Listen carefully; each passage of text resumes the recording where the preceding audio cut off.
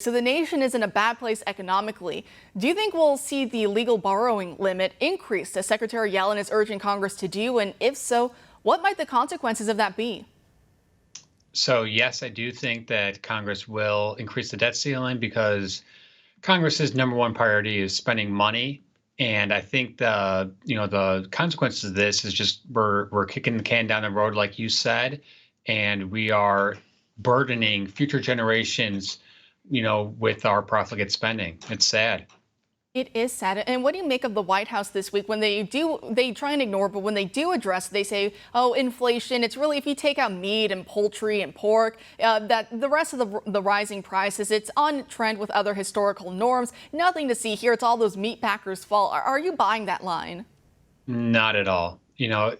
For months, the Bureau of Labor Statistics has been releasing reports about inflation, and it's across the board. It's energy, it's at the gas pump, it's used cars, it's new cars, it's food, it's clothing, it's across the board. So this notion that it's only taking place in the meat market is just, it's just not true. I know, and I think many Americans feel the same way I do. You go to restaurants that you've gone to for many years, and all of a sudden everything's costing now $5, $6 more. It's absolutely insane. Of course, not to say anything of gas prices. That's also hurts my wallet and my heart every time I have to fill up the tank. But we see this, and at the same time, we're seeing Congress, they're just spending trillions and trillions of dollars. We see all this different legislation going through, and I think many of us, our eyes kind of glaze over all these numbers. They're just so big, and it's so hard to keep track of everything. And then no one seems to ask, after the years have gone by, where did that money go? Did it actually get spent the way it was said to be spent? So we're seeing all this now. We're seeing trillions being spent. But looking back in the past, a new report coming out recently by the Government Accountability Office that you actually wrote a report on yourself. And it talks about some of the extreme corruption that we're seeing, frankly, when it comes to how Medicaid, how everything's been handled there. Talk to us about some of those report's findings.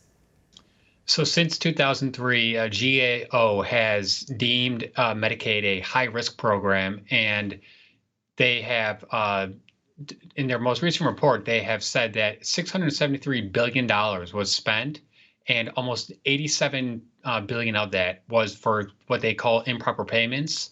So, what we're seeing is this program just grow by leaps and bounds, especially since, the Obamacare expanded Medicaid in many states, and we're seeing that right now the police the states cannot self-police, and it's a perverse system.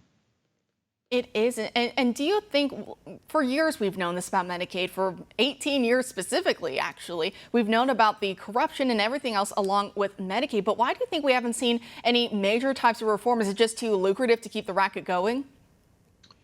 Definitely too lucrative, and for state governments, there is no incentive because they are not being reimbursed at the rates. So the federal government's actually taking over, much of this burden. And as the GAO report said, CMS, Center for Medicare and Medicaid Services, has not done a state audit since 2014. So since 2014, when the Obamacare expansion really started to take place, the states have been reluctant to even audit their own Medicaid programs. So when you're going through some of these numbers and you're writing your own article today, what was perhaps some of the biggest takeaway you had from the report, or perhaps what was the most surprising aspect of it to you? I'd say one of the biggest takeaways was in fiscal year 2020, the improper payments reached about $90 billion, which was a $40 billion increase from fiscal year 2019. So the trajectory is terrible. The improper payments are getting worse. It's been happening for close to 2 decades now, and they just seem to be reluctant to do anything to address the situation. So would you say Medicaid is on an unsustainable path as it stands? Yes, completely. And, there are some things that can be done because I think, we do want to have a social safety net for like the most vulnerable in society. However, co-payments, health savings accounts, and even work requirements for able-bodied adults without dependents on Medicaid would put the program on a much better trajectory, much more sustainable. Thanks for watching this video. Please subscribe to our channel and consider donating to the Heartland Institute to support more vibrant free markets, greater individual liberties, and more videos like this one.